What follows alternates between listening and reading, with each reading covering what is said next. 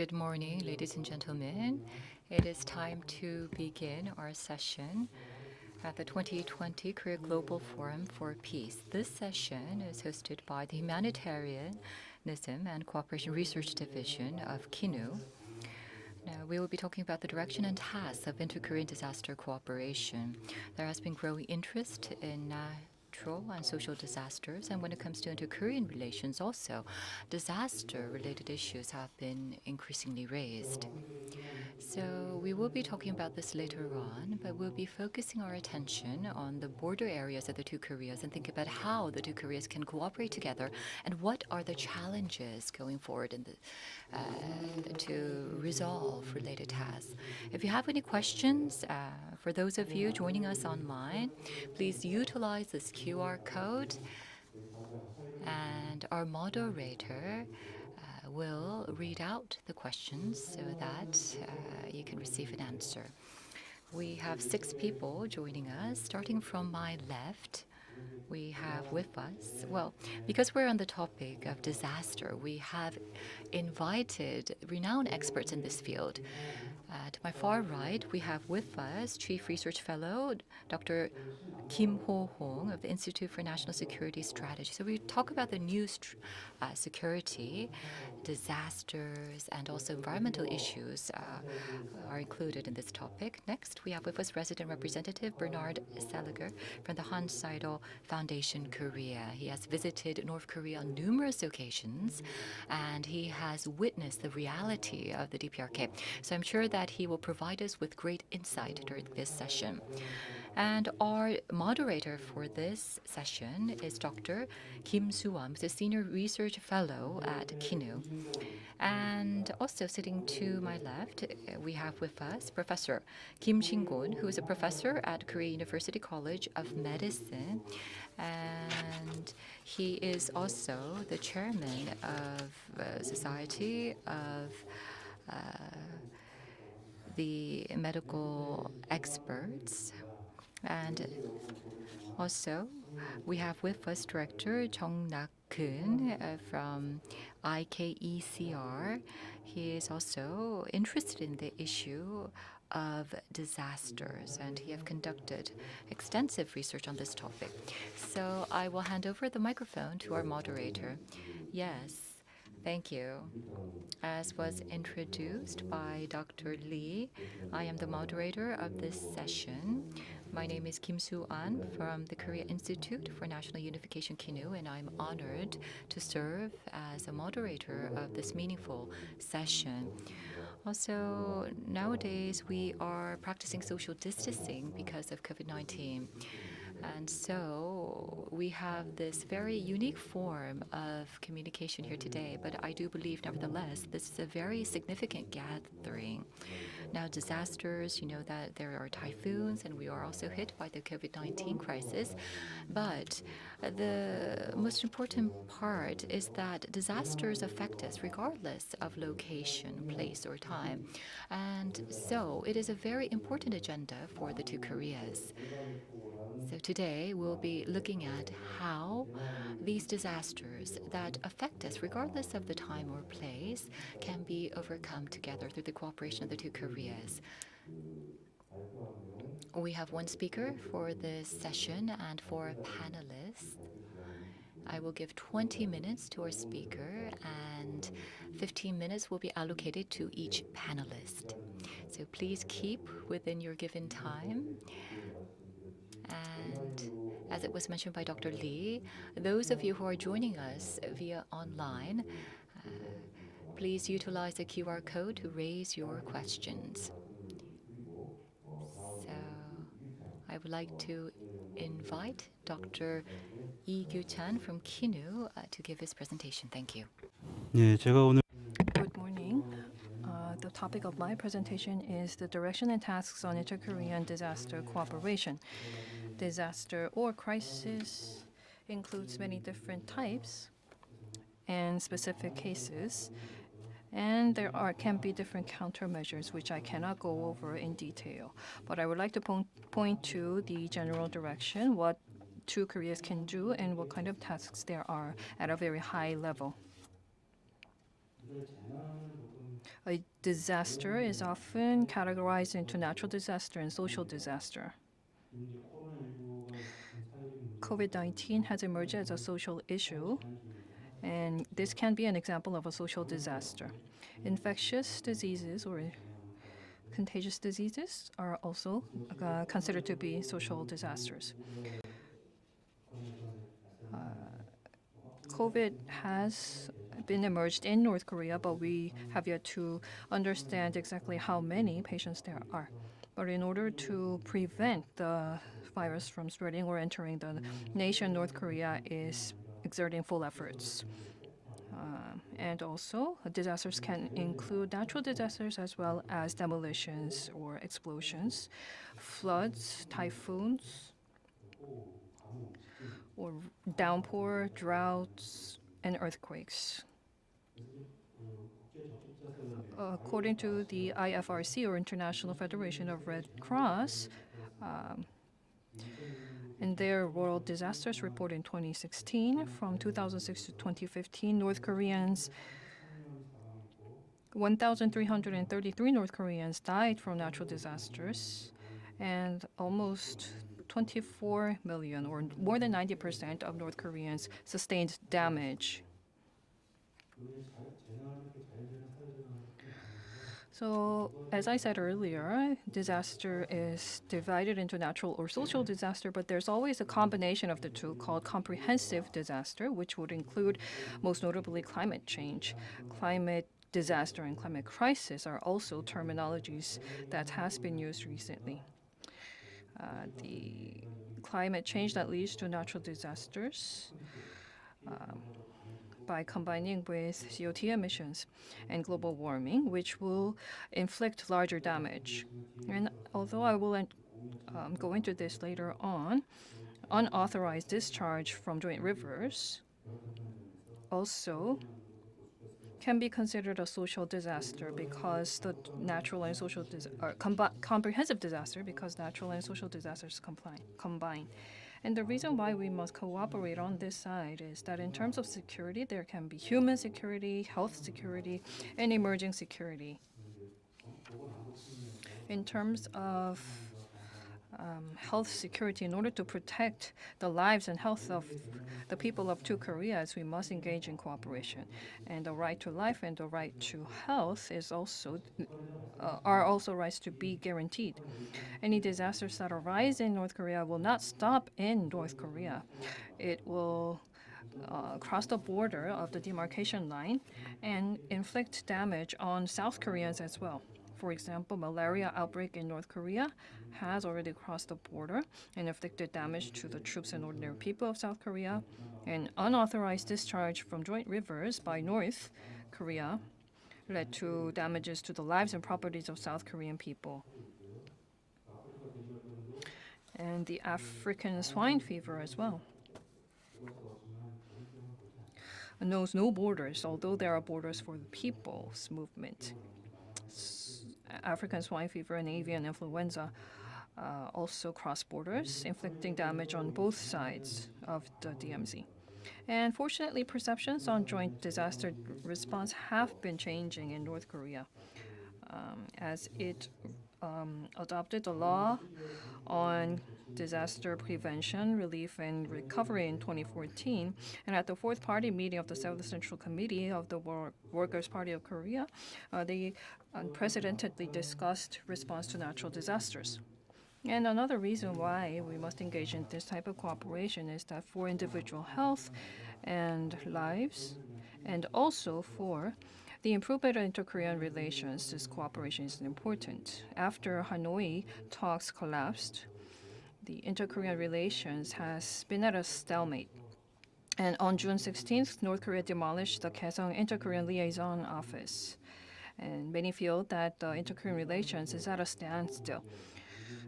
Military, security, economy, all these issues are pending issues that must be resolved, but for human security related natural disasters, this can be a good topic to start talks and to improve inter-Korean relations. If this happens, peace or economic community issues can also be included into inter-Korean talks by expanding the scope of dialogue.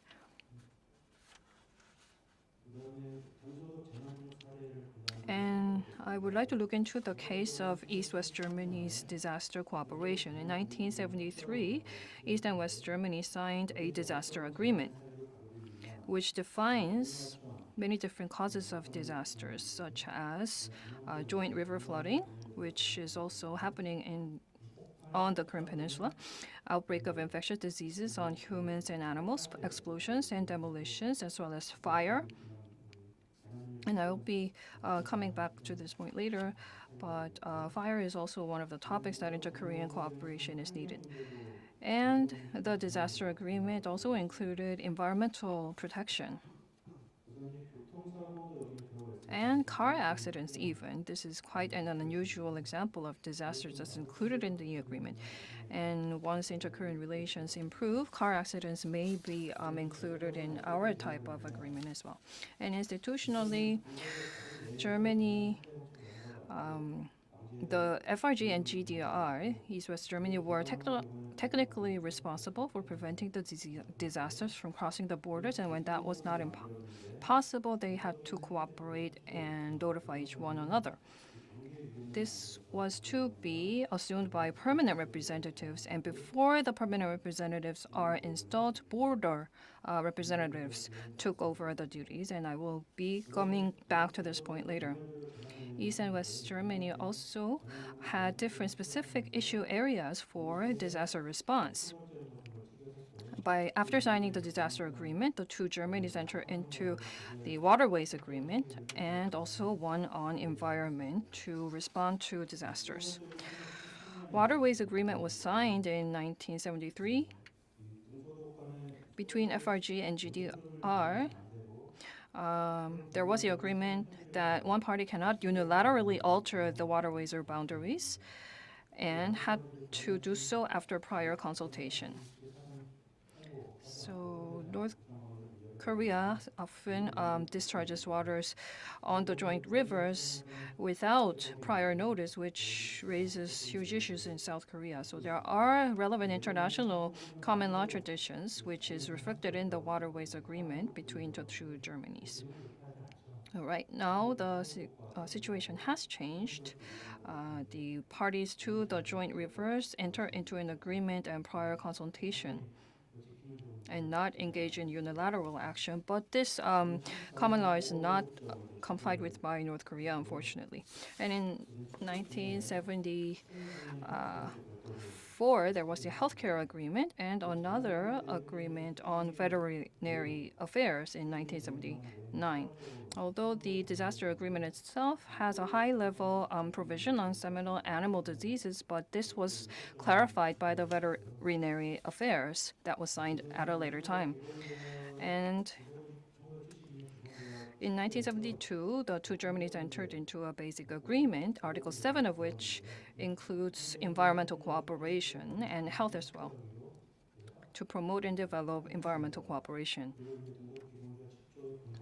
And based on this Article 7 of the Basic Agreement in 1987, a basic agreement on environmental protection was signed, which would include measuring reducing air pollutants, preventions of forest damages, and waste-related provisions as well. And if you look at the implications,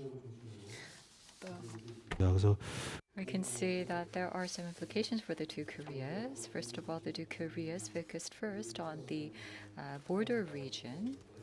And second, as I mentioned before, the two Germany's disaster agreement not only focused on floods and infectious diseases, but also fires, blights, and environmental pollution, and also transportation-related issues as well. So the two Koreas should likewise seek to cooperate on fires, blights, and environmental and forestry problems at the border region and the DMZ. And third, the two Germanys additionally concluded the agreements on waterways, healthcare, and environment at the time of conclusion or afterwards, responding to other specific types of disasters. The two Koreas should also conclude a comprehensive agreement first and then go on to sign at the same time or after concluding the comprehensive agreement, affiliated agreements that regulate specific types of disasters. So that should be something that we should keep in mind or consider. So next I would like to talk about the directions and tasks for inter-Korean disaster cooperation a little bit more in detail. So the general direction or the basic direction should be that joint actions on disaster should be focused first on border regions and then gradually expand to other regions. If you look at Moon Jae-in's keynote speech at the Oslo Forum, well, even before he took office at the Berlin Forum, and also during his speech during the Independence Day or March 1st Movement Day, you can see that he continuously emphasizes the need for disaster cooperation. So he talks about how East and West Germany quickly and jointly responded together through their border committee. And likewise, along with the Peace Committee, he emphasizes that we need to build this kind of a joint committee to deal with disaster-related issues. So the disasters not only take place in the border areas, but also more inland, such as the Hamgyong province of North Korea. It would be great if we can cover all of the disasters throughout North Korea, but realistically speaking, it would be better to focus our attention on the border area and DMC, for example, the fires and the unauthorized discharges and the infectious diseases, and then expand to other regions as well. So, in order to cooperate in preventing and stopping the spread of infectious diseases, the two Koreas already have cooperated on preventing and stopping the spread of infectious diseases. For example, before the Kaesong Industrial Complex was suspended, for example, in the early 2000s up to 2010, there has been cooperation to stop the spread of disease such as malaria. And also, for healthcare and medical cooperation, we need the cooperation, of course, from the North Korean side. President Moon Jae-in had proposed cooperation for dealing with African swine flu, but there has been no response, unfortunately, from the North Korean side. And also, we have tried to provide Tamiflu, but unfortunately, the situation made that difficult as well. So we need cooperation in the field of healthcare. And luckily, we do have the private sector engaging in inter-Korean cooperation and exchanges.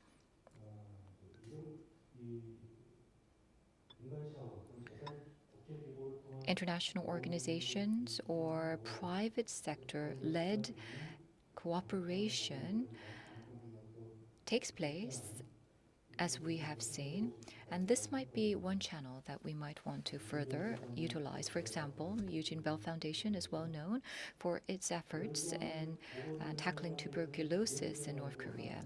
And also there's the issue of sanctions.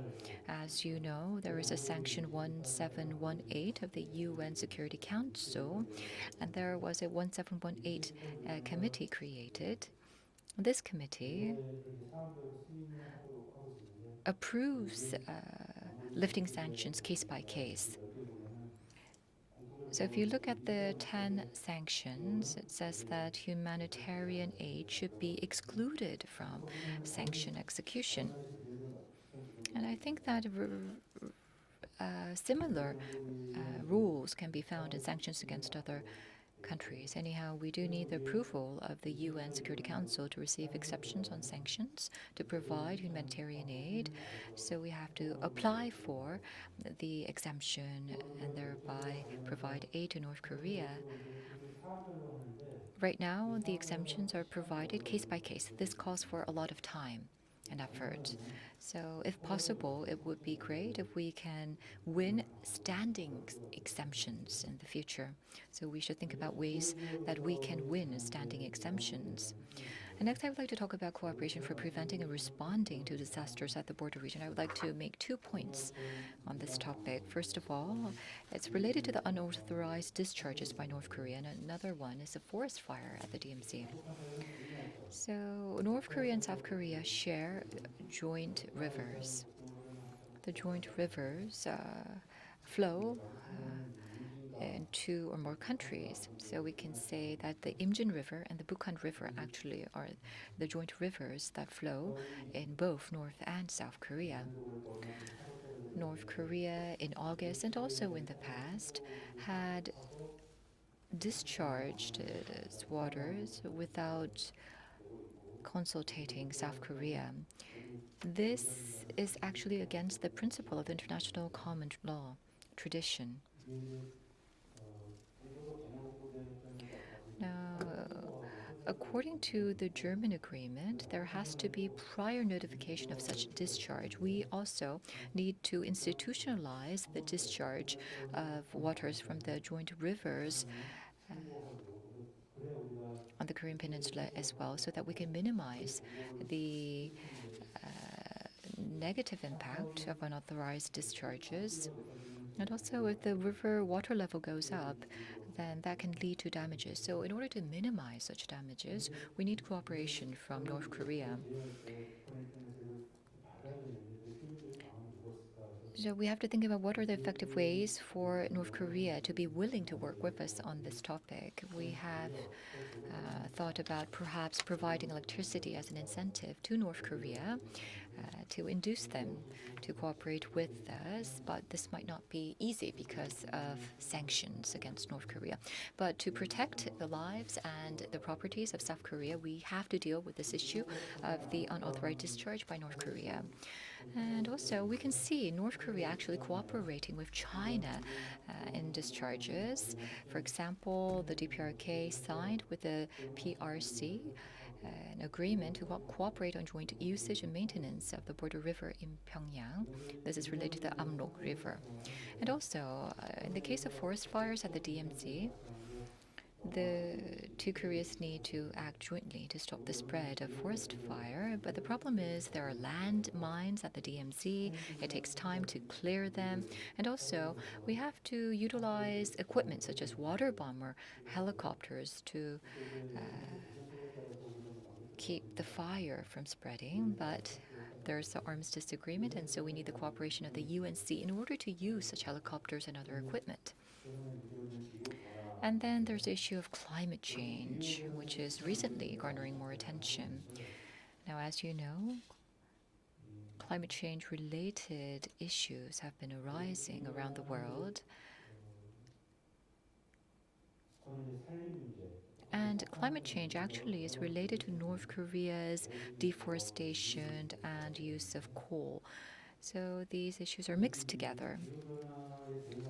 In order to deal with the issues of climate change, we can think about the 2 Koreas cooperating in the field of forestry. So forestry cooperation is something that we need. And as you know, there is a climate change convention. Right now, Korea is not a mandatory reduction target country, but perhaps Korea is not obliged under the Kyoto Protocol. But if the United Nations Framework Convention on Climate Change adopts revisions and applies the CDM, the Clean Development Mechanism, in the future, then South Korea's forestation support for North Korea can be acknowledged as reduction in greenhouse gas. So we might think about actively pursuing afforestation CDM in link with our aid for North Korea and cooperation with North Korea. Because of time constraint, I will swiftly try to carry out my presentation. And next, I would like to talk about institutionalizing joint action against disasters and establishing and operating a joint committee. If you look at the German case, you can see that there was a border committee that was established. There was a permanent representatives team that worked very actively. So likewise, we need that kind of an institution. We can think about creating a border committee or a joint committee on inter-Korean border region. So that can be like a comprehensive, big umbrella organization. And through this organization, we can have subcommittees or joint committees that deals with specific issues such as healthcare or peaceful uses of joint rivers or forest fires or environmental issues. The second option is that we do not establish an overarching committee, but we can have these separate committees on healthcare. For example, that can be first established and then gradually go on to establish committees as inter-Korean relations improve. And then another important part about inter-Korean disaster cooperation is that there is limited information sharing. We hear all these talk about the possibility of the Baekdu mountain erupting and then the demolition of buildings in North Korea. But we do not have objective facts and information that much about the situation in North Korea. So in order to cooperate in the field of disaster with North Korea, we need joint research conducted by the two Koreas. We need to exchange more facts and information and statistics. We need these basic data. And also, we have these various organizations in place to deal with disasters. We have to know what kind of organizations exist in North Korea to think about how we can work together. So we need information on that as well. And with this, I would like to conclude my presentation. Thank you very much. Yes, Dr. Lee, thank you very much for your presentation. And actually, if we were meeting offline physically, then I'm sure there would have been a large round of applause. Unfortunately, we are meeting through cyberspace. But it was a very comprehensive, detailed presentation about how the two Koreas can cooperate in terms of disaster response. He talked about the case of Germany and the implications for the two Koreas, and also the direction forward for the two Koreas, what kind of institutions might be utilized. So thank you very much once again for the presentation, and let's go on to our panel discussion. I do believe that we can have discussions on specific fields. First of all, I would like to invite Dr. Kim Shin-kwon from Korea University. Thank you very much. It was a very impressive presentation by Director Lee. I'd like to give my comments on the presentation.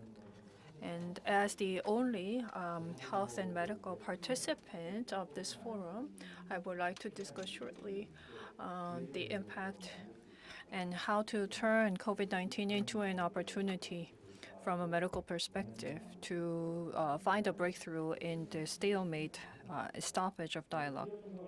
And as for the need, yes, the presentation covered all possibilities to find a breakthrough of the stalemate and in terms of crisis management. And I want to say that crisis management is practically beneficial. Malaria, there was no malaria in South Korea, but malaria started in North Korea and affected some of the Korean troops, South Korean troops. And during the co-prevention effort, between the two Koreas, malaria was nearly exterminated. And so we can see that crisis management actually is beneficial for us practically. And taking a step further, in the health and medical area, infectious diseases can contribute to finding co-prosperity and opportunity. There was one Chinese winner of the Nobel Prize for Medicine and Physiology, and that was for developing the cure for malaria. And it was based on a very, very old traditional medicinal book in China. And that particular material was used to develop a cure for malaria. So from this very traditional book, a very real value was created. So we can take a similar approach. For example, unfortunately, we are number one in terms of TB patients among OECD nations. But North Korea has 5-6 times larger patients than us, in particular multi-drug resistant TB. So on top of preventing TB from spreading over to South Korea, we can also, where are we going to find a cure for MDR TB? in the world. I think that can happen on the Korean Peninsula because researchers are most interested in finding a cure and ending the suffering of their residents and people and patients. So not only in terms of crisis management, we can also go further into co-R&D and co-prosperity by fighting this crisis. And the presentation also included some lessons we can learn from the two Germanys. First, having a high-level committee and agreement, and then going into specific areas. If you look at East and West Germany, Germany was unified in 1990s. But about 17 years before that, there was a disaster agreement and health agreement. The health agreement signed by the two Germanys can give us a very leading lesson. We are talking about cooperation in afforestation or tourism, but in this COVID world where epidemic becomes a new normal, we must fight epidemics first and resolve prevention of epidemics before we can enter into other cooperations. And without prevention of epidemics, there can be no other inter-Korean cooperation. So in this post-COVID world, health agreement is most urgent and most timely for the two Koreas to sign. And in 2005, many assemblymen of Korea actually 4 times has motioned to pass the bill on inter-Korean health agreement. And considering the urgency and the timeliness of this matter, we must sign a health agreement first and then step by step sign other agreements. Of course, North Korea is not responding as of yet. So we should start within South Korea first, and then once inter-Korean relations improve, then we can talk about entering into specific areas of agreement with North Korea. And thirdly, as for the direction and task for inter-Korean disaster cooperation, the basic direction would be to start disaster co-response at the border region and to spread out from there, which I agree. But considering the characteristics of the Korean Peninsula, we must focus on the border region and also at the same time, in parallel, go through other areas that covers all the peninsula because the border region only accounts for 20 square kilometers. Baekdu sun explosion can affect us. Earthquake in North Korea can affect us.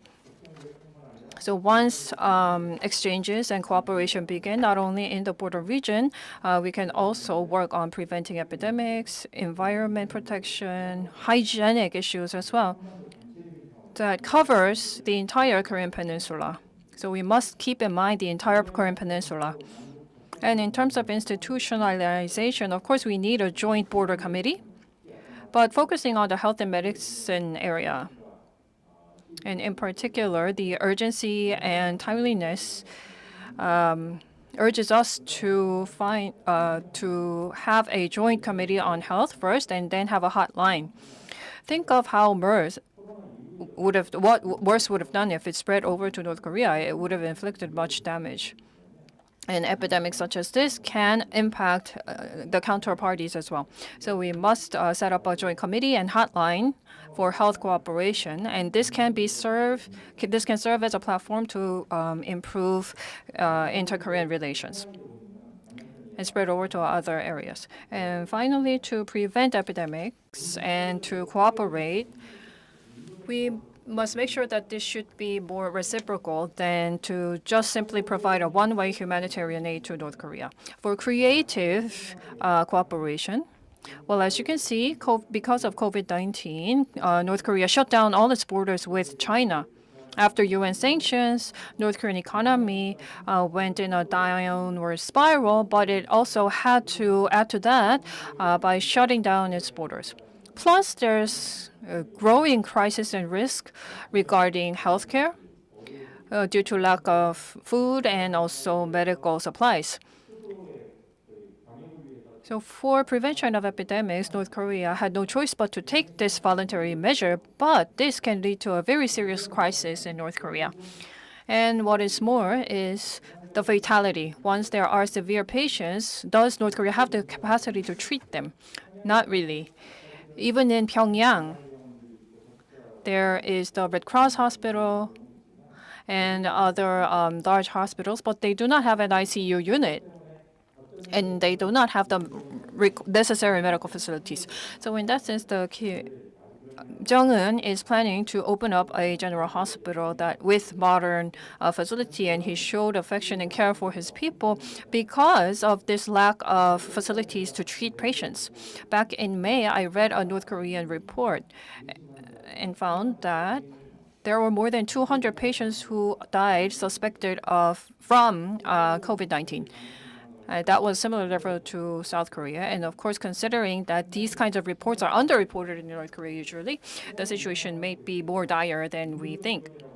And amid this situation, the universality of humanitarian aid and the urgency of saving lives should be in mind when we make our creative approach. And we also need to be realistic. And think whether North Korea will be willing to come to the table of talks, and particularly after the collapse of the Hanoi talks. So we must take a larger approach than an inter-Korean matter only, and we must also consider the U.S. international community and also give a good cause for North Korea to come back to the table to talk. The cause would be that this should not be in conflict with the sanctions. It would should be beneficial for the two Koreas, and in that sense, co-response for the health and protection of the people is a good cause, and fighting COVID-19, the spread of COVID-19, through inter-Korean cooperation is a good picture to paint. And our association suggested to produce COVID-19 materials, medical supplies. COVID-19 will continue on until next year, and even longer. The WHO's official declaration of the end of this pandemic will take 2-3 years, not even next year. So by doing so, to effectively respond to this pan-global pandemic, we can set aside our differences and start with cooperation, start cooperation with North Korea, and also provide human resources, medical supplies such as goggles, gloves, any protective gear for the medical staff to North Korea by producing it very efficiently. And share this not only among the two Koreas, but with the world. So if we can do this, we can provide a very practical support and also reap reciprocal benefits. And although inter-Korean relations started to improve, it started to worsen. And by turning the Kaesong Industrial Complex into this medical supply plant, we can do much good. And can we dispel distrust? Well, first of all, we need to make it clear that this type of cooperation respects sanctions due to North Korea's provocations regarding weapons, but we must also put highest priority on protecting the people's lives. So until WHO declares the official end of this COVID-19, we must continue the cooperation, but focus on support in kind, such as medical supplies, masks, protective gear, daily necessities, building a modern hospital with good capacity and facilities in North Korea. So to provide in-kind support rather than monetary support in order to protect the lives of North Korean people. Will North Korea be willing to accept this? Well, cause would be very important. To fight this new crisis would be for North Korea, a chance for North Korea to show the world that it is willing to join the fight against this big pandemic. We can convert Kaesong Industrial Complex and use the complex to provide and produce medical supplies that can also go to help countries that are suffering to fight COVID-19. And for example, President Trump could consider North Korea's such moves to be very positive. And if this happens, then inter-Korean medical staff can meet first and then expand the cooperation into Northeast Asia and international community and the health organizations. Our association, medical schools in South and North Korea and overseas, we have a Corona Research Consortium. rather than receiving just one-off support, North Korea can shift towards a more sustainable international aid. And North Korea declared to do this since 2005, so we should stop using the term humanitarian aid. And this will also fit North Korea's goals as well. In 2020, in the New Year's address, North Korea said that it is willing to resume Kaesong Industrial Complex without any conditions, but South Korea did not respond. In this COVID-19, just disregarding Kaesong Industrial Complex is no longer valid, and using Kaesong Industrial Complex to produce supplies to fight COVID-19 will be a good cause. This bold suggestion, of course, cannot happen at the grassroots level. It must happen at the very top level by meeting and talking at the summit level. But after the Hanoi talks collapsed, and considering the U.S.-North Korea relations, this kind of unilateral resolution will not be likely. So, considering the urgency, we must send special envoys, or under the agenda of co-response to COVID-19, we can pursue a 1.2 summit just to discuss the health issue. Inter-Korean health cooperation can encompass economy and society as a whole, but amid the stalemate of dialogue, healthcare cooperation can become a breakthrough. Kaesong Industrial Complex used to be an outpost of conflicts, but it can turn into a symbol of cooperation. Even if a country may lack medical facilities and capacity, their reciprocal participation can help promote the cause of helping these countries. It is very heartbreaking to consider how much pain North Koreans would be in because of COVID-19. We must start by doing what we can and start providing active support to North Korea. We can use this COVID-19 crisis into an opportunity, and under reciprocity, we must start cooperation now. And although we are ultra-connected worldwide, each individual country has its own actions to take. And although it is a very, very harsh condition for all of us, I hope to make progress in the current Korean relations. Thank you, Professor Kim. You touched upon the universality and timeliness in terms of priorities. And we must focus on a disaster response that encompasses the entire Korean Peninsula, not only the border region, and in practical terms, how the two Koreas can engage in cooperation was suggested in a very creative way. And in particular, turning Kaesong Industrial Complex into an area of joint response to disasters is a good point that we may discuss further in detail by other discussants, or maybe if time allows, Mr. Kim again. So in terms of practical terms, how to provide joint response to disasters by the two Koreas. Next, I would like to invite Director Jung Nak-keun of the Inter-Korean Economic Cooperation Research Center. Yes, thank you. Now, unlike others, I do not have expertise in the field of disaster management or response. However, I am part of the IKECR, the Inter-Korean Economic Cooperation Research Center. Our title is Economic Cooperation, but because right now we're having difficulty in engaging in economic cooperation, as you all know, we have been focusing our attention on disaster-related cooperation with North Korea.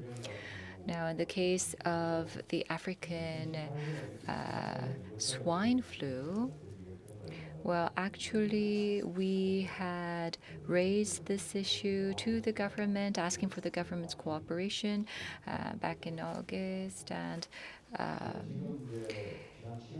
also in July. I think our efforts started in January, but going back to July, our research center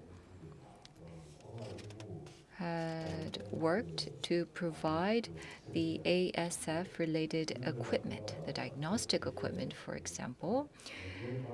We needed to receive the exemptions from sanctions against North Korea, and in August, we will be providing the equipment to North Korea because we were successful in receiving the sanctions. Now, I was listening to our speaker, Dr. Gu Chang, and I was able to really agree with what he was saying. And I thought that, however, we need further in-depth discussions on this topic and try to actually implement this in the field. Now, when it comes to disaster cooperation, we have these ideas, what we need, what we want to do. There are so many ideas, so many suggestions, and there has been a lot of discussions, a lot of dialogue about this topic, what we need to do, what we should do, what we want to do. But in order to do so, the two Koreas have to come together, which has not been happening. So South Korea continues to suggest ideas, but we have not been able to go further beyond that.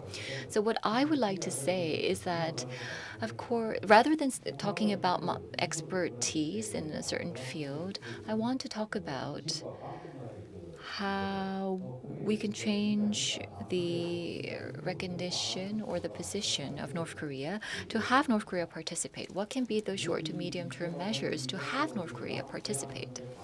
Now, Dr. Lee, he set his title in his presentation as Directions and Tasks on Inter-Korean Disaster Cooperation.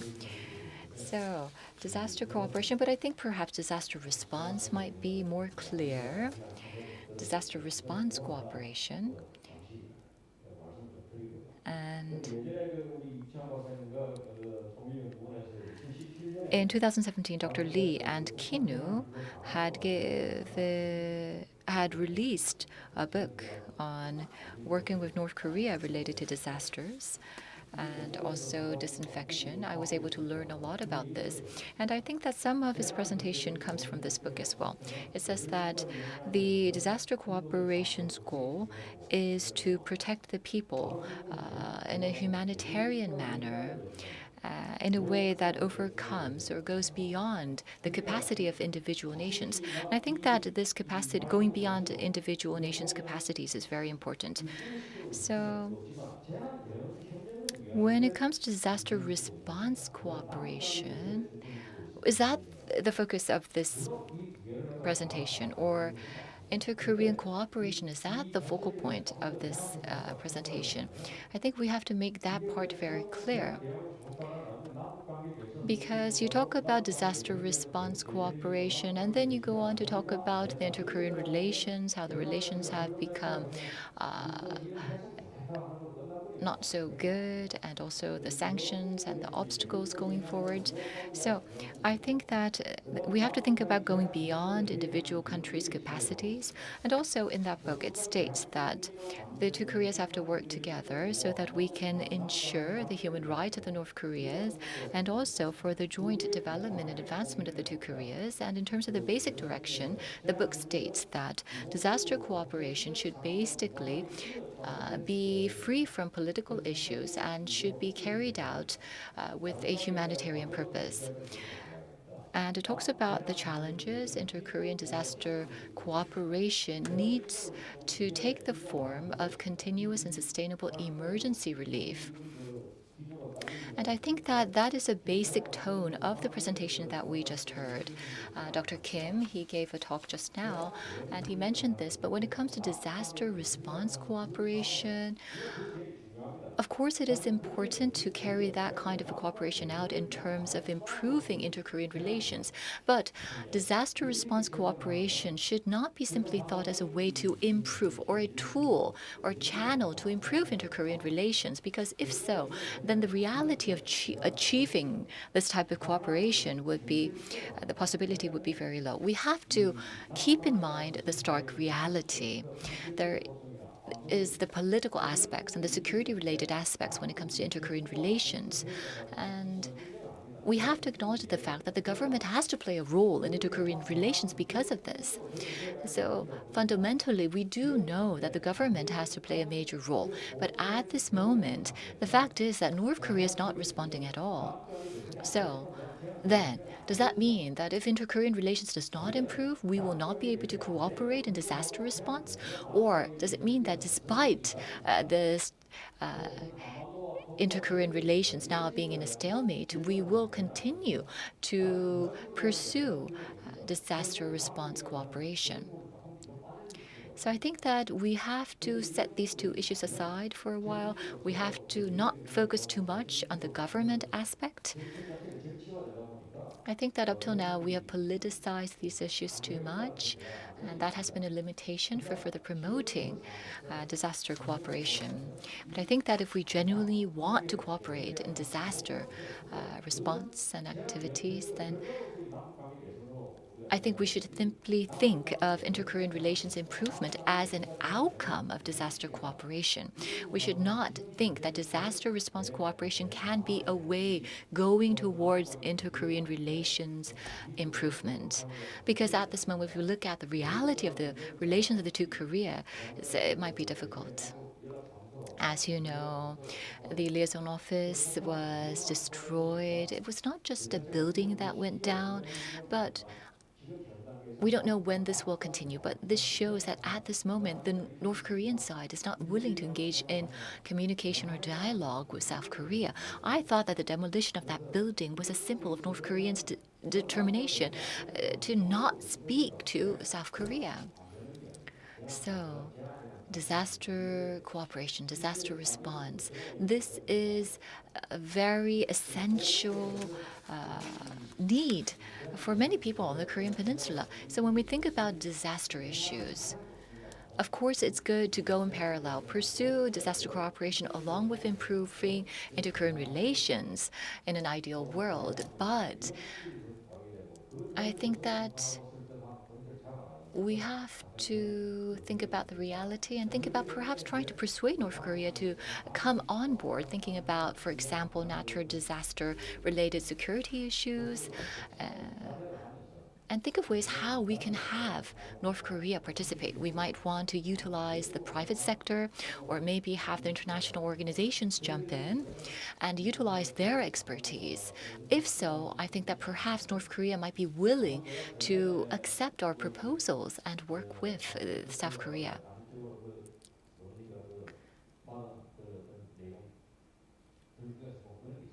So I have my sources, and I've been indirectly hearing that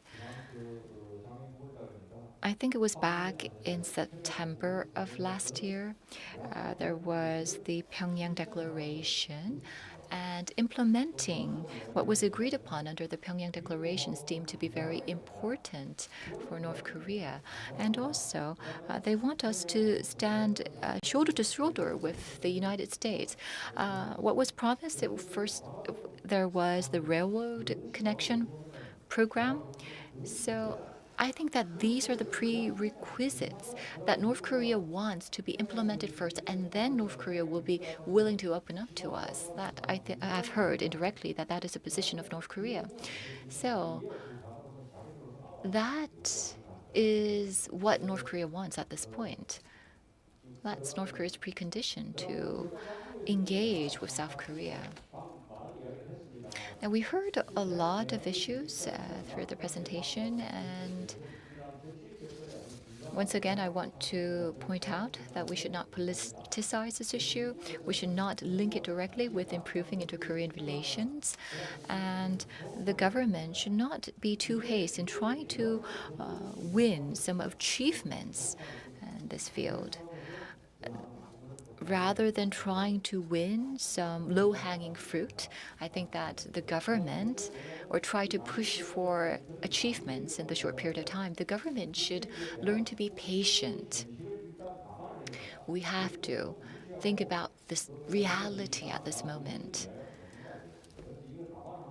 So after considering the reality, we should not try to utilize disaster cooperation as a tool for improving inter-Korean relations and have the private sector lead the way at this moment. But the government, what it can do is support such private sector-led efforts. Perhaps the Red Cross can play a role. So, well, it's difficult to say what kind of role or what kind of position the Red Cross is in, whether it's part of the authorities or not. But there is the International Red Cross Association. There is a Red Cross in North Korea. Perhaps we can utilize that channel. And then we can also utilize international organizations as a way to indirectly reach out to North Korea.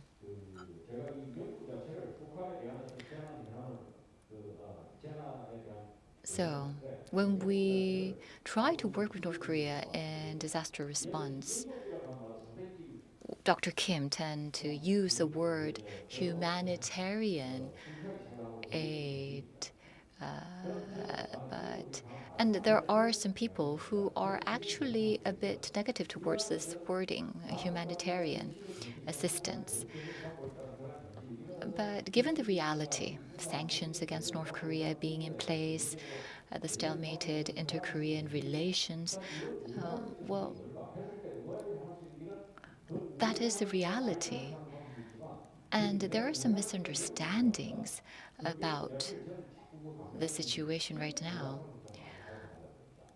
But I think that in order to avoid the misunderstandings and find a way, a breakthrough, we should try to utilize emergency relief more widely.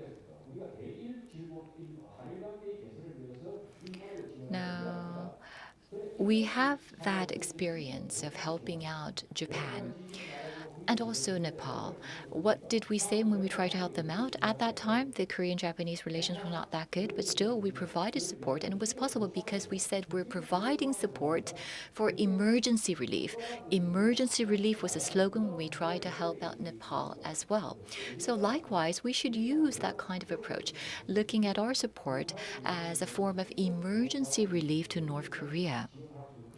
I think that there is a possibility of us working with North Korea in the form of emergency relief. There was a typhoon that struck North Korea, which has probably led to a lot of damage. So if we try to support aid to North Korea in the form of emergency relief, then I think that we can work together going beyond the capacity of an individual nation. So, if we utilize that kind of a justification to work with North Korea under the title that it's emergency relief, then it might be possible to achieve something. And once again, we might want to work with the Red Cross Association and also the private sector as well. And then we might want to try to think out of the box.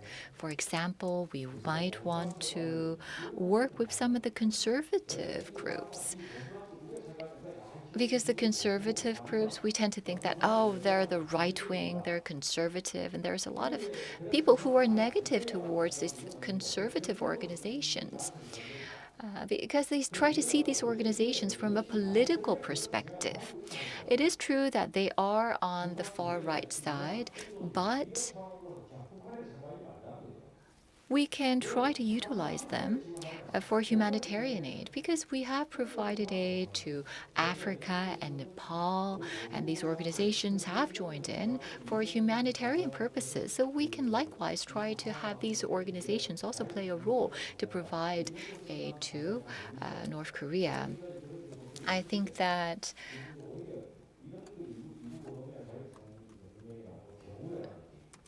these organizations, these right-wing organizations such as the Korea Freedom Federation, which has never really directly worked with North Korea, could actually work with North Korea in the form of providing emergency relief. And then in the medium to long term, well, this was also mentioned by Dr. Lee in his presentation, but I also want to mention that we need institutionalization for sustainable disaster cooperation. What I want to emphasize is related to climate change. Climate change is a very significant issue. Dr. Lee in his presentation also said that the climate change is related to comprehensive or combined form of disasters, both a natural disaster and a social disaster. So not only the COVID-19, but also the heavy rainfall and these unusual weather patterns are showing up, and we need to more proactively deal with these issues through cooperation between the two Koreas. And last but not least, I would like to talk about the direct. That was the last part of my talk. Thank you very much. Yes, thank you very much. So I think that what we've just heard is about how disaster cooperation should be carried out in a practical manner. And for that to realistically take place, what kind of direction should we take? So Dr. Jung, he said that we should go beyond the political perspective and try to find a new perspective to enable the inter-Korean disaster cooperation to actually take place. So for that, we should think about human security, or as it was mentioned in Dr. Lee's paper, perhaps we should think about a community for life, a joint community for life. And also another important point that was raised was that when it comes to inter-Korean disaster cooperation, and this is something that I wanted to ask a question about, but should we go towards a private sector-led cooperation? Should we utilize international organizations, or should we directly engage in North Korea, South Korea direct cooperation?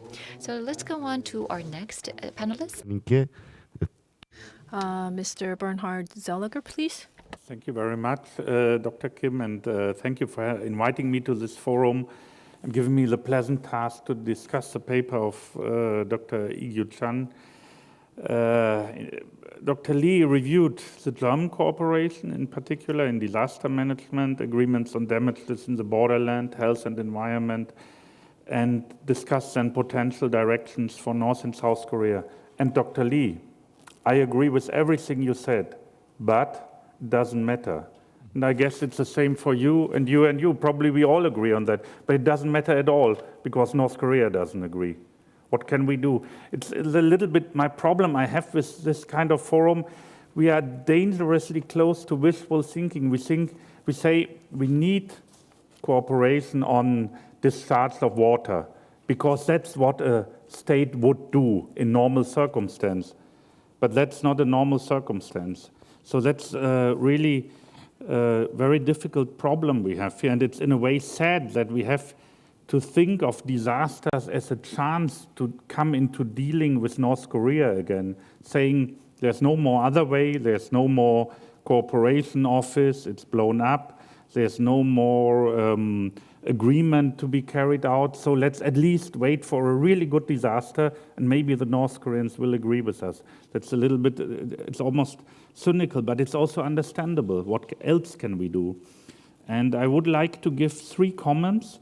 First of all, on the comparison of the German and Korean case, and then on disaster management proper, and especially the North Korean view on disaster management, and finally on the issue of CDM and environmental cooperation, because that's very close to me also. First, I would like to say Germany did achieve some measure of cooperation throughout the time of division. But it should also be pointed out that in Germany, especially cooperation along the border was one of the most difficult and contentious points. Ultimately, after unification, the dream of a German nature reserve along the border was realized, but not before. Before there was no cooperation at all there. East Germany did not give up control over its border due to the necessity to control, that means to restrict population movement. Basically, the inner German border was a prison border to prevent defections to the west. For North Korea, I would say the situation is even worse because we have here 2 issues. One is the issue of defections, which in recent years, though it was very small in numbers, has become a highly sensitive political issue. But additionally, there's also the military aspect, which was not so strong in the German case. That is, here we have 2 borders, a military border and a prison border, a border to prevent people from going out and a border to prevent people from coming in. So I personally don't really see that it's the easiest thing to start with cooperation in the border.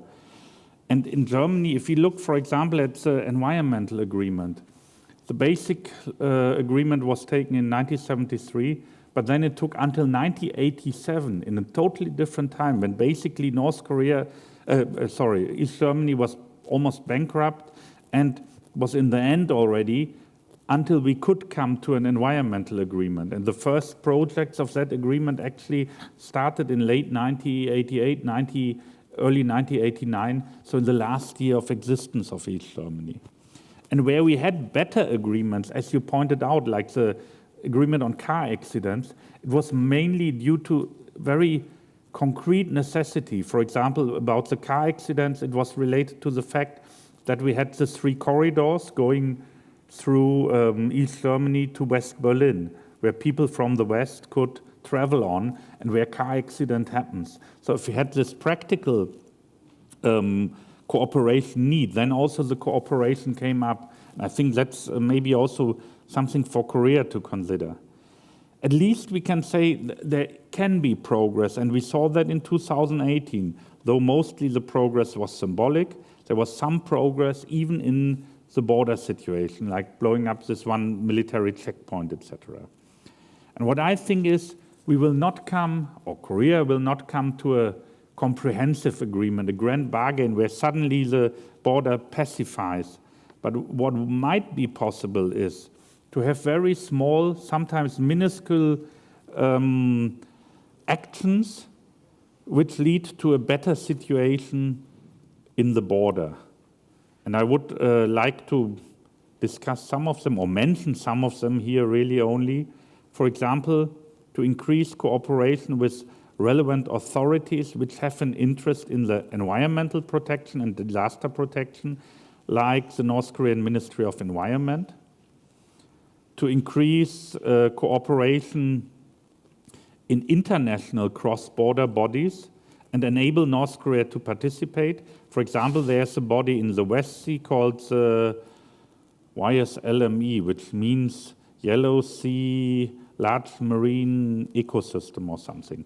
There's a UNESCO, they have this program, sub-regional program on environment in Northeast Asia. So you could help, we could try to help North Korea to participate in these meetings financially, organizationally. There's also the possibility to increase peer pressure on border cooperation, in particular through cooperation with China and Russia. For example, also through support for activities in the Chinese DPRK or Russian DPRK areas, where we can say if North Korea understands how border cooperation can work and can benefit it, then it might also be able to do this with South Korea. And last but not least, there's always the peer pressure from the South Korean example itself. If South Korea protects its border better, and that means not only the DMZ, where anyway nobody can enter, but also the CCZ, environmentally, that might also bring a pressure to North Korea, because the North Koreans definitely are looking very closely what the South Koreans are doing in the border region. Again, what I want to say is here really, it's very, very important to see that the border region is a very sensitive issue for North Korea. And for example, we cooperate with the Ministry of Environment in North Korea, but the Ministry of Environment has no task and no possibility really to extend its work to the border region because it's militarily controlled. The second point I want to discuss is the perspectives for cooperation in disaster management. Actually, North Korea in the past 3-4 years at least did a lot of discussion, training in disaster management in cooperation with international organizations like the Red Cross, and also with some European organizations like the Swiss Development Corporation or the Welthungerhilfe, German Action. And in last year, North Korea published, or North Korea decided the so-called National Strategy for Disaster Risk Reduction 2019 to 2030, a quite comprehensive document.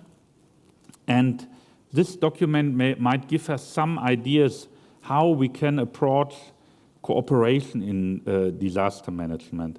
The center stage in this strategy is taken by a new State Committee for Emergency and Disaster Management, I have to say I never met anybody in that committee, but it must exist according to the strategy, so should find that out. Little is known really about this body, who is a member or what they exactly do. And it seems to be, at least currently in the typhoon times, again, the party took center stage, not this disaster management committee. But we have to look out for that. And there is a section in the strategy called to promote international cooperation. And North Korea promises to consolidate international cooperation mechanisms operated with this disaster management committee as a lead authority for disaster management to ensure timely and proper external assistance from UN organizations, NGOs, and international humanitarian partners. In particular, and now I cite literally, North Korea vows to, first of all, keep close collaboration with UN country teams and NGOs for their active contributions to the country's disaster risk reduction strategy.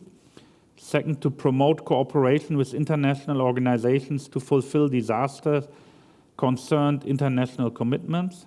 Third, to boost international and bilateral cooperation and exchange in disaster warning, forecast, education, training, and technology transfer, and in sharing of information and experience. There's a model project on community-based disaster management somewhere in the country.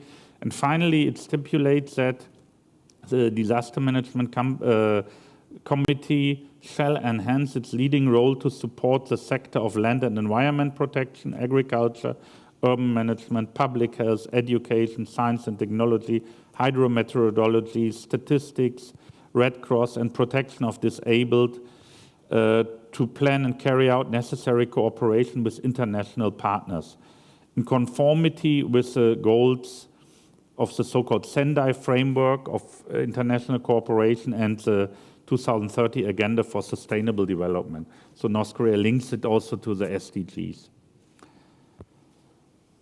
It might be disappointing that in this strategy there's no direct mentioning of North-South Korean cooperation. But on the other hand, that can be hardly expected in a North Korean policy strategy on the international level, because, as you all know, according to Kim Il-sung's maxim, unification is one issue to be achieved by ourselves alone, meaning by the Korean people, and has nothing to do with international cooperation. So is there a scope for North-South cooperation? I think there is a scope for that in an indirect way of cooperation. South Korea should, as much as possible, try to strengthen disaster management in North Korea by supporting international cooperation of the Disaster Management Committee. That could include scholarships for a wide range of people, for example, meteorologists and doctors in third countries. It could include support for third parties, like international organizations, to organize training on disaster management, support for book publications, translations into Korean on disaster management, etc. If that would be successfully done in a quiet way, not just loudly talking about it and saying we support this or that, but just quietly supporting these international organizations, then I think it would be also possible to come to North-South meetings as part of an international framework. And I want to give you one example. It has been mentioned several times here that there was this South Korean interest in helping North Korea with the African swine fever, but it was a very difficult topic because North Korea basically said no. But in late 2019,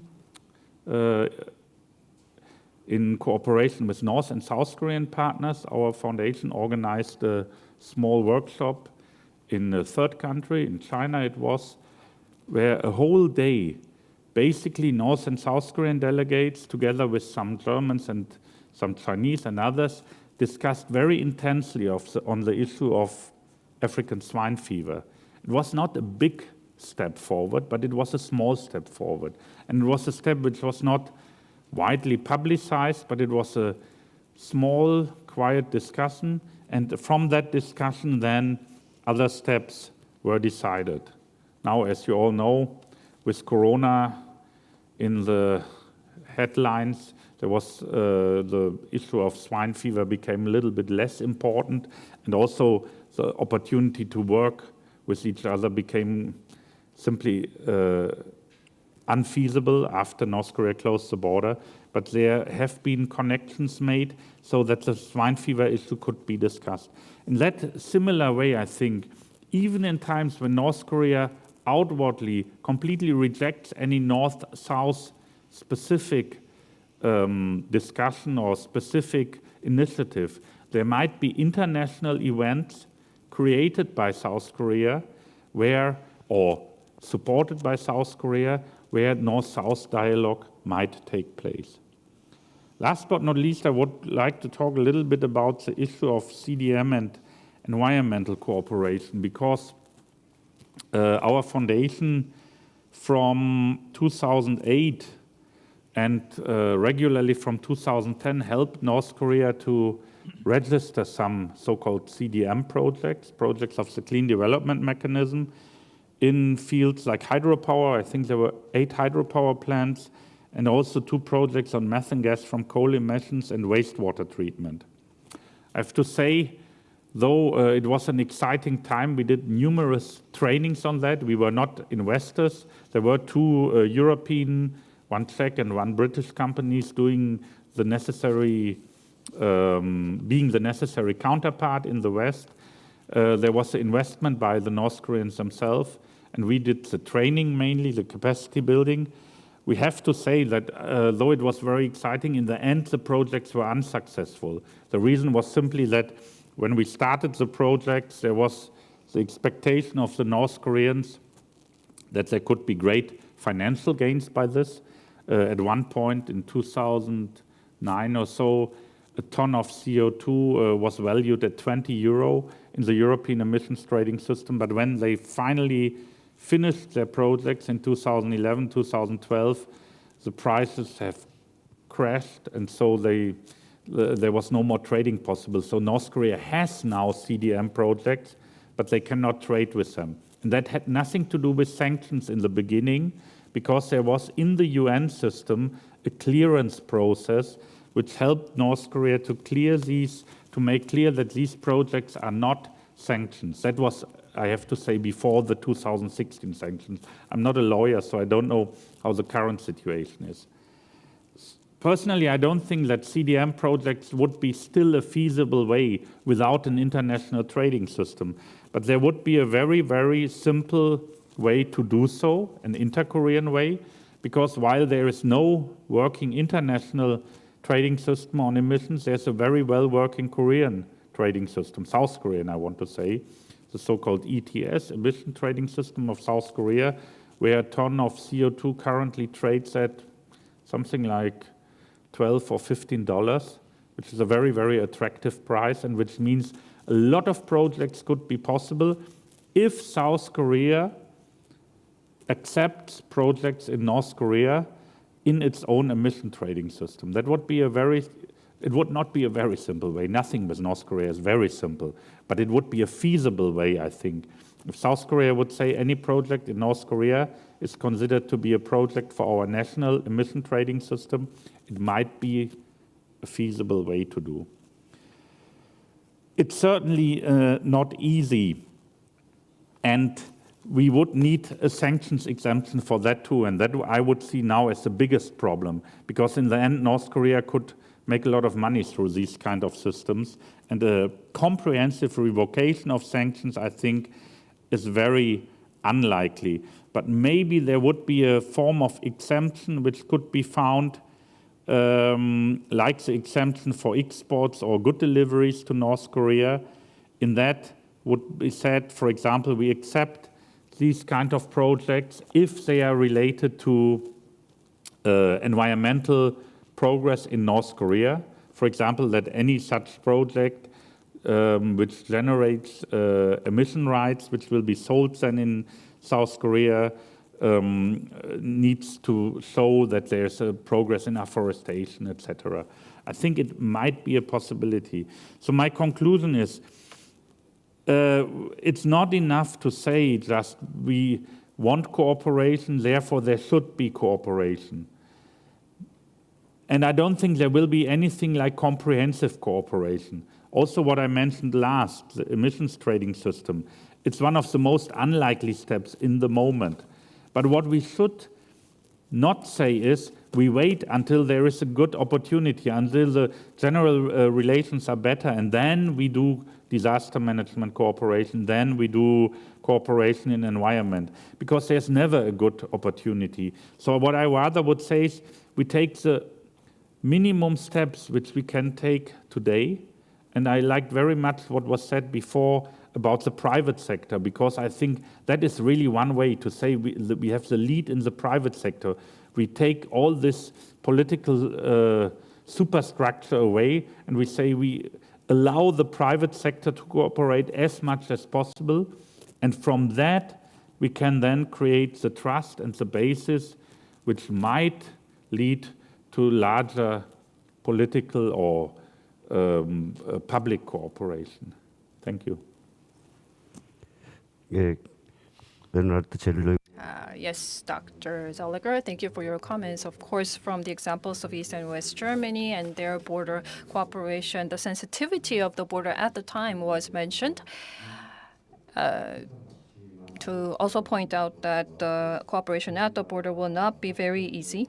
And through international cooperation or events, we can also look for some possible cooperation between the two Koreas, and also how North Korea is running its organization and set up a strategy to reduce disaster damages were also mentioned, and you presented us with great ideas. Last but not least, I would like to invite Dr. Kim Ho-hong from INSS. Yes, I would like to thank you for hosting this meaningful event at such a difficult time. Thank you for inviting me. I would like to thank KINU and also the Ministry of Unification. Now, our institute has also researched the related topics tied to emerging security. Actually, we've taken interest in the topic of emerging security since 2015. Recently, infectious diseases, various disasters have been taking place, and so emerging security has become an even more important topic for many people. Personally, I think that the emerging security issues should have been discussed even when we were not hit by these disasters, because they always have the potential of arising sometime in the future. Because when they do arise, when they do take place, we are really hard hit. So when it comes to these emerging security-related issues, we have to be prepared. We have to have the system in place. We have to have the network in place. Because when we try to react and respond when we're hit with that security issue, we cannot effectively respond. So we have to be prepared. And also, these are issues that affect us regardless of where we are at. It does not affect us only at the border region. So we need the cooperation of many actors, including neighboring countries such as China. So I think that, of course, it is important for us to talk about these issues and reach a consensus within the Korean borders, but it would be great to have these talks with North Korea, perhaps through the private sector, to have some scholarly discussions, or perhaps have China play a role to have Korea, North Korea, and China come together to discuss these issues. Dr. Lee, thank you for your presentation. I fully agree with what was mentioned, and I was able to learn a lot from your presentation. Now, I would like to share with you some of my thoughts and add on to what was mentioned by Dr. Lee within my given time. It is difficult to cooperate with North Korea. Right now, cooperation is in a stalemate. But that does not mean we should stop thinking about how we will work with North Korea. We have to think of new ways to induce North Korea to cooperate with us. So we have to continue these types of talks. But I think that, first of all, we have to understand how North Korea is perceiving these issues. And the thought of Kim Jong-un, the leader of North Korea, is important because of the system that is in place in North Korea. So based on Chairman Kim Jong-un's perception and understanding, we have to look about the system that is in place related to this issue of disaster management and response in North Korea. Now, Chairman Kim Jong-un, and also in the period of Chairman Kim Jong-il or Kim Il-sung, we can see some similarities, but recently we can see that when it comes to these emerging security issues, including disasters, there has been some growing attention within North Korea from the top. So if you look at some things that were mentioned last year, or going back to the summit talks. Well, in the first summit talk, there was a focus on forestry cooperation, and then in the September 19th joint declaration, there was a mentioning about infectious disease cooperation. And I think that the fact that these emerging security-related issues have been talked about is that both leaders of the two Koreas understand the importance of these issues. And also, if you look at the New Year's address by Chairman Kim Jong-un, you will see that reforestation and natural disaster management and also managing rivers, these types of disaster-related issues have been mentioned by Chairman Kim Jong-un and has been emphasized by him. So, also, at the fifth party extended meeting, we can see that related issues were mentioned again. Once again, the environmental issues such as the ecosystem and also preventive measures to prevent natural disasters were mentioned. So having said that, I believe that Chairman Kim Jong-un seems to understand the urgency of tackling these disaster-related issues or issues related to the emerging security. So then what are the policies toward these issues in North Korea? There are some unique characteristics that we can find. North Korea, when it comes to human security or emerging security issues, we can see that some policies have been implemented. We can find a policy trend actually in North Korea. First of all, it is that the policies are focused on the medium to long term. And so these medium to long term plans have been put into place. If you look at the 2030 National Environment Strategy was announced in 2019, this is once again a mid to long-term plan. And then the strategy to reduce the disaster risk, this is once again a mid to long-term strategy. So North Korea, of course, is emphasizing to deal with the pressing issues, but at the same time, North Korea is coming up with mid to long-term plans or strategies, which is something that we should take note of because this is something we have to keep in mind as we push towards inter-Korean cooperation. And next, informatization and coming up with manuals. These are what we are seeing within North Korea. So when we try to work with North Korea in the field of emerging security issues, we have to understand that North Korea is making efforts to build a system, to institutionalize these issues. And number three, North Korea is emphasizing cooperation with the international community. This was mentioned before by the previous speakers, but the Infectious Disease Act was amended by the order of Kim Jong-un. This amended act calls for the cooperation with the international community.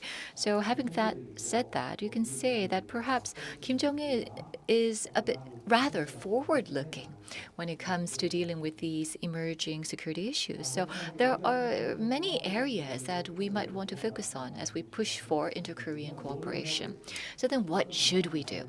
What is the direction we should take when it comes to cooperating in this area? We have to find ways so that we can continue our path in sustainable cooperation. In the case of the African swine flu, COVID-19, there were many opportunities for the two Koreas to join hands and work together. And we were willing to work with North Korea, but there was no response by North Korea. This is indeed very unfortunate. And I don't really have a good idea on how we can induce a response from North Korea, but as we push forward to induce North Korea to cooperate with us, I think that there are some principles that we have to keep in mind. Dr. Lee Kyu-jang also mentioned some good ideas, but I think that I can add on to that. I think that there are 4 principles we might want to think about. First of all, we have to think about preventive cooperation. That is one field that we can cooperate together.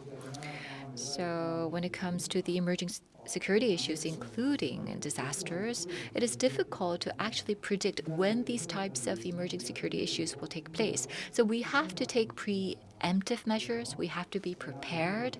So when it comes to inter-Korean cooperation, we should focus on preventive measures. And number 2 is cooperation in governance. Emerging security is not issues that one country alone can resolve. We need the cooperation with other nations, with civil society. And when it comes to the two Koreas, there is a border area, so we need the local government's participation and cooperation. We also need the cooperation and participation of the private sector, as it was mentioned before. So I think that we have to establish a governance system so that the private and public sector can join together in our cooperation with North Korea. And the number 3, the third principle, is cooperation with the international community, because emerging security issues have transnational characteristics. North Korea is emphasizing cooperation with the international community because it has turned its eyes to the climate change issues, and we have seen North Korea trying to work with other countries in terms of climate change related matters. So at this moment, we're seeing the inter-Korean relations at a stalemate, and perhaps we can utilize the international community's participation to overcome the stalemate. And the 4th principle would be stable cooperation. I think that everyone would agree with this principle.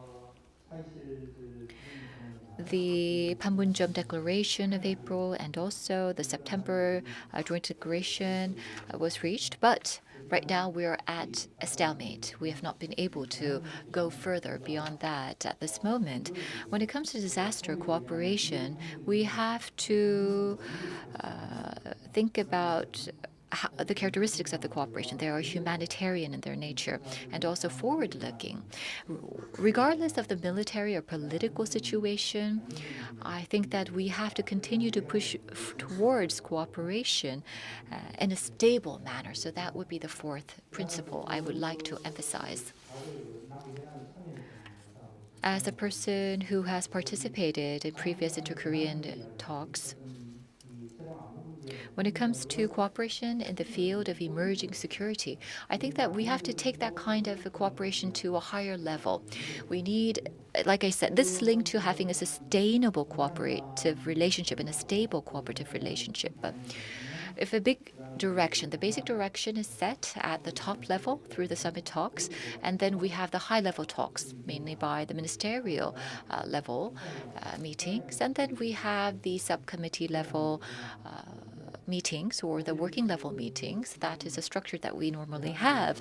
And when it comes to infectious diseases and also disaster-related issues, these are indeed very important, significant matters that we have to deal with. North Korea understands the importance of these issues and the significance of these agenda items. And so I believe that when it comes to these issues, we need to have a consultative body that has an elevated status or a high-level status given to it so that we can give priority to consulting these matters through a high-level consultative body focusing on these issues so that we can cooperate with North Korea on these topics.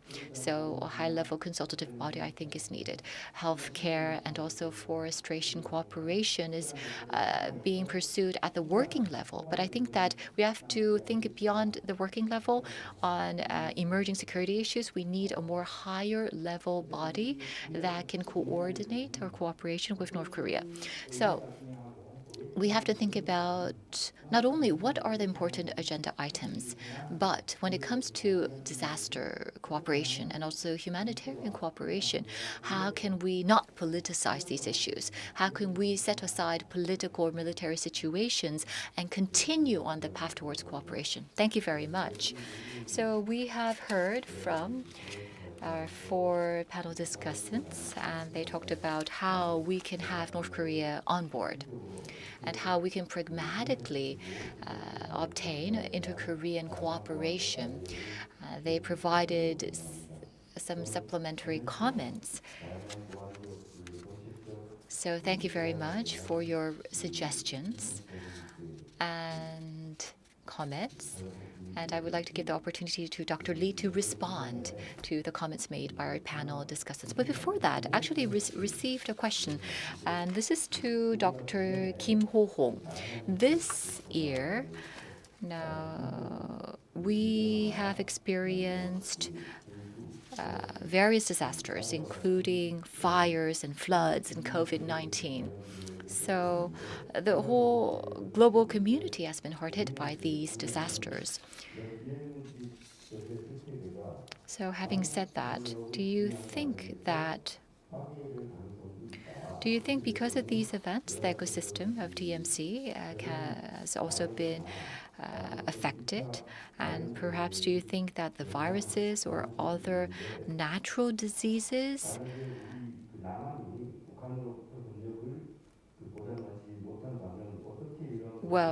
these will continue. So if North Korea is not willing to join in on our efforts or not cooperate, then are there any alternatives to resolving these matters that affect the border region and the DMC?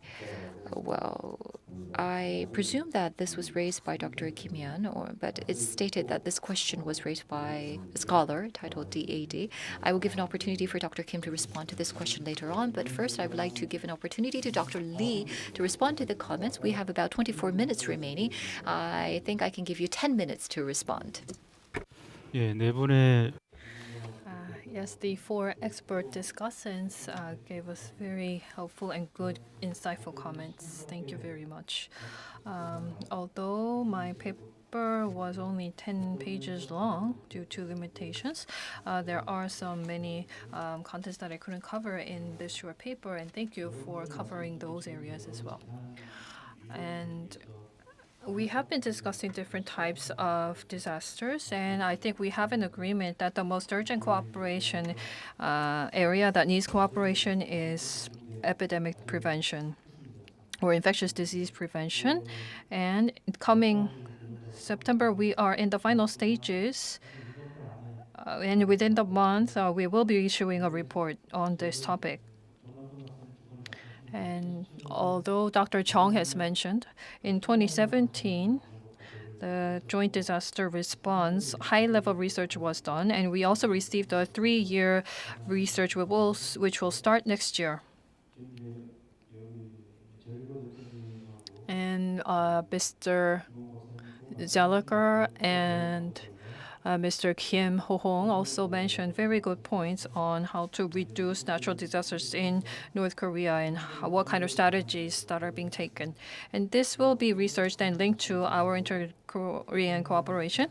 We need to understand what kind of interests North Korea has and how we can induce North Korea to give a positive response. And I think all 4 discussants mentioned that amid this very dire inter-Korean relationship at the moment, how can we bring North Korea to the table, and how can we engage in practical disaster response? Well, Dr. Kim focused on infectious diseases. And I suggested that we start cooperation in the border region, whereas Dr. Kim mentioned that not only the border region, but the entire peninsula should be considered. And I couldn't agree more. What I mentioned was that because there are different types of causes to a disaster, we cannot tackle everything all at once. So I wanted to prioritize. If we only think of infectious diseases, we should pursue cooperation to cover throughout the peninsula. I cannot discuss every single point that was raised, but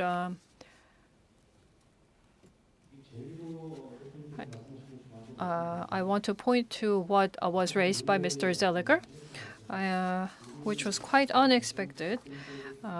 I suggested that we start a joint disaster response at the border region, but I think Mr. Zeliger said that because North Korea cannot give up on its border control, and it is quite a sensitive issue for North Korea, this border region cooperation may not be easy. But to my understanding, the DMZ, or the border region of the two Koreas, is being managed under the armistice agreement, and it is not only just a matter of the two Koreas, but the UN as well. And I think that was really what Mr. Zeliger's point was also about. And as to what Dr. Jung has said, the armistice situation in the border region and the disaster issues should be looked at and approached in two different tracks. Dr. Jung discussed, I think, the need to approach at a humanitarian level, and I agree. I think the political situation, the armistice agreement, the denuclearization, all that should be set aside, and we should pursue cooperation for a disaster response from a humanitarian perspective.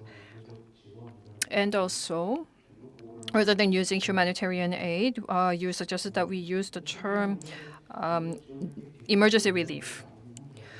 In the beginning, we do divide between general relief and emergency relief, but there is always a counterparty that receives the relief, so we should understand the standings and opinions of North Korea more. I think that is what you said. And while we pursue disaster cooperation with North Korea, I think we should also consider those points that you've raised. As for Dr. Kim Ho-ho, He mentioned a number of very good points, and he talked about the 4 principles that we should abide by when pursuing cooperation with North Korea in the field of emerging security issues. So I agree. I was not able to cover everything in my paper, but there are 4 areas when it comes to disaster management. There is also that aspect of prevention, which was included in your 4 principles as well. So when a disaster takes place, we have to be prepared. That is true. At the same time, we have to make sure that a disaster does not take place. So I think that's why you also emphasize preparation as well. In the long term, if a disaster occurs, North Korea should be able to have the self-capacity to overcome the disaster and also to engage in self-rehabilitation. So that's the type of disaster response we also have to think about when it comes to North Korea. And also, stable and sustainable disaster cooperation is needed. You mentioned that. And also, you also mentioned that we have to further expand the implementations and gradually expand the areas of cooperation so that we can enjoy sustainable cooperation. Thank you very much. That's the end of my comments. Okay, thank you very much. So, Dr. Kim Ho-hong, can you respond to the question that was raised to you? Yes. So I think that there were 2 points to the question. First of all, when we pursue cooperation in the DMZ, there is a possibility or risk of the ecosystem being destroyed. I think that was the first part of the question. And number 2, if North Korea does not accept our proposal for cooperation, then what's the alternative? I think that was the second part of the question. First of all, when we pursue inter-Korean cooperation in the DMZ, of course, we focus on not harming the ecosystem. For example, when we were discussing and negotiating about how to cooperate in the Imjin River, we also covered the issue of protecting the ecosystem. And I think that in the future, we will continue to have talks about the ecosystem and the environment in the DMZ. Whenever we pursue economic development, we emphasize the environment nowadays. That's the same for North Korea. So I think that when there is inter-Korean cooperation, of course, that will be kept in mind. And number two, if North Korea is not willing to join our efforts or our proposal for cooperation, what should we do? That's a very troubling situation. Of course, North Korea will have to acknowledge the need for cooperation. And regardless of the political or military situation, we will have to continue to persuade North Korea to come and negotiate and talk with us. Since we still have a few minutes left, I want to, since we have a very distinguished panel that we've gathered, I have a question to Dr. Kim Shin-gon, since you are an expert in healthcare and medicine. In terms of inter-Korean cooperation within the system of delivering support to North Korea, specifically, what should be our focus in providing help to North Korea, and how can we bring North Korea to the table? And to Dr. Seliger, inducing North Korea to come to join the international community or international organization in order for us to pursue inter-Korean cooperation. Could you give us some specific examples as to how that can be? So regarding infectious diseases, there's an upside and downside of North Korea. As you know, there are some state-appointed doctors. About 130 households are covered by a single doctor. Sometimes they visit door to door to examine or educate people or give vaccination. So they have a good system.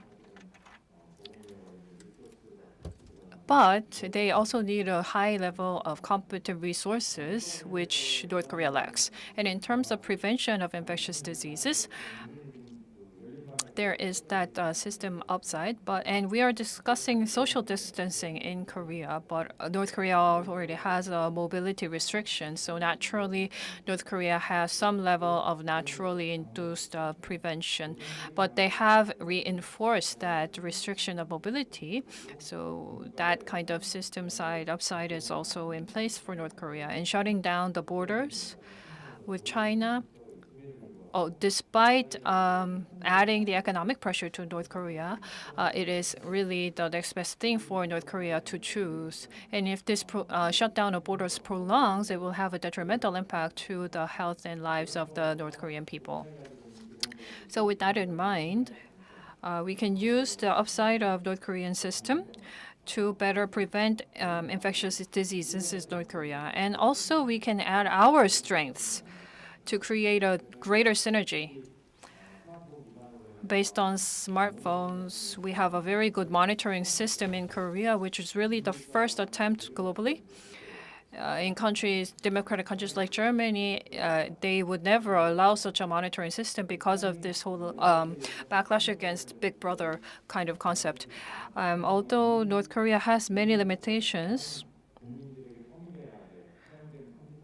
there is one computer that's familiarly used throughout the nation, and that is the smartphone.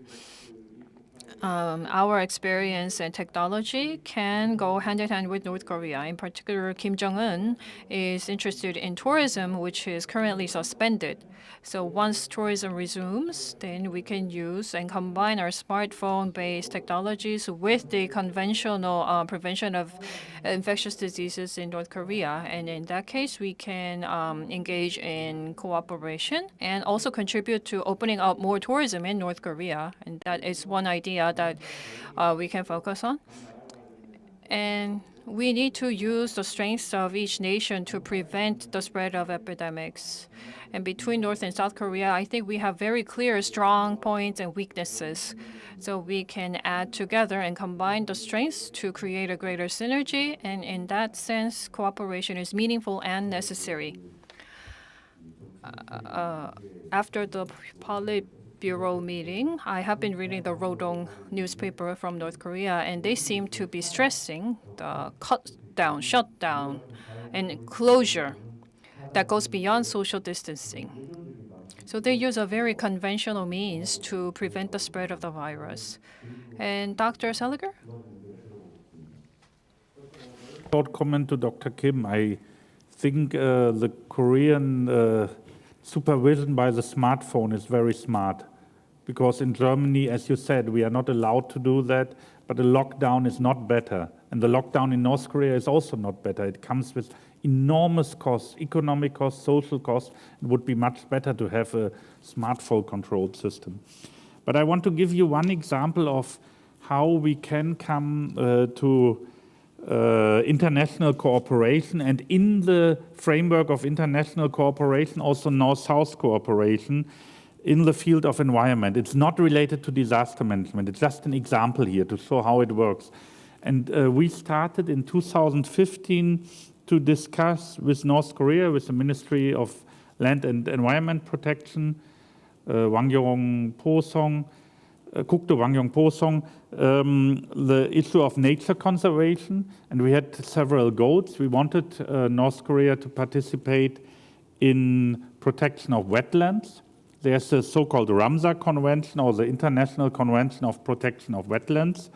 We wanted them to improve protection of migratory birds, and we wanted them to join the so-called EAAFP, East Asian Australasian Flyway Partnership. Finally, we wanted them to participate in the Green Climate Fund.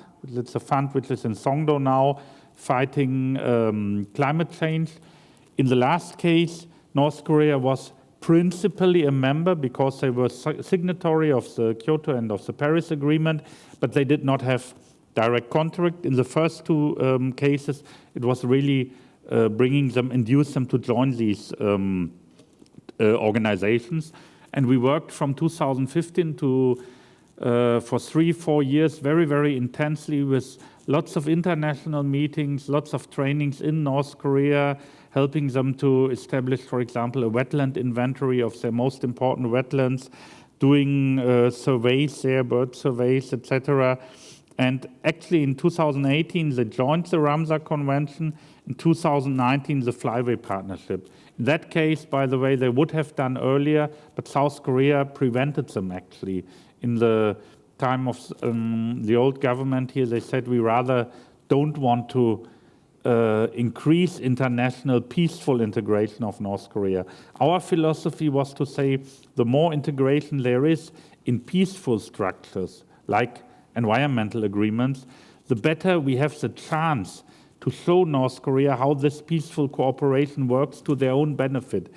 And as part of this, I would say we had at least, in the last 5 years, at least 20 opportunities for North and South Koreans to meet. Some of them in very closed meetings, so we had very small groups where North and South Koreans were rather the main partners. There was also an exchange of data, for example, on bird observations, in this case of the Flyway Partnership, etc. So we had very, very intense North-South cooperation as part of the international agreement. And that would be a way we could also go forward in disaster management.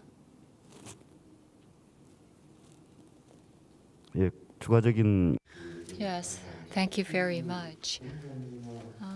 Director Chung or Dr. Kim Ho-hong, do you have anything else to add? Director Chung? I think I can give you 2 minutes.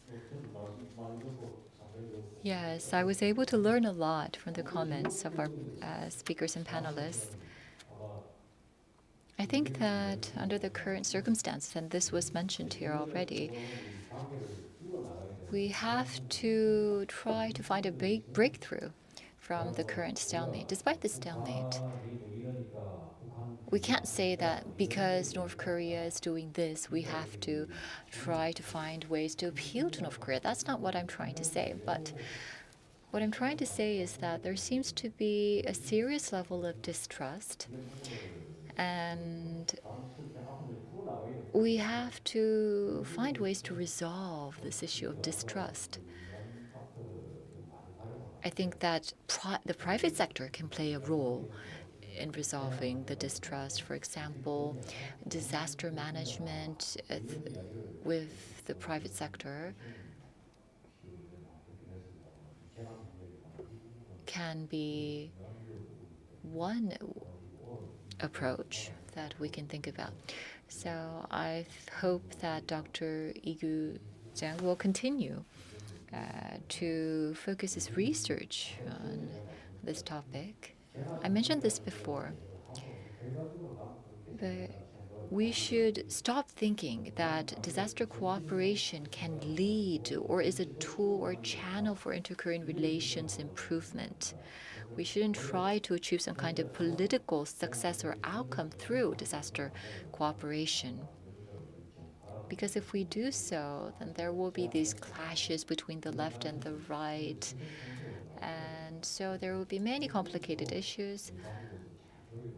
The government should try to coordinate the different related players and actors and try to resolve the current stalemate so we can go towards good cooperation. Yes, thank you. Now, as it was mentioned by everyone, disaster is directly related to the life of people. It's a very fundamental issue. We have to keep that in mind. We have about 5 minutes remaining, but nevertheless, I would like to thank Dr. Lee Kyu-jang, and also I would like to thank our 4 panel discussants who have provided us with so many enlightening ideas and suggestions. And with this, I would like to conclude our session hosted by KINU on the topic of direction and tasks of inter-Korean disaster cooperation taking place at the Korea Global Forum for Peace 2020. Thank you very much. We'll conclude the session.